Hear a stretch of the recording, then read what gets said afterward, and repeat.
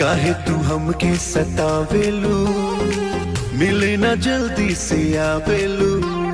Phone करके झूठे बतियावेलू, अच्छा भीतर से मन बहकावेलू। हनु बाबू सोना जानो तू काहे कहे के बोलाव तारो हमके रहे रहे के ना हो मिले अब जान ढेर करा अब लेट ना छोड़ ना अरे आवा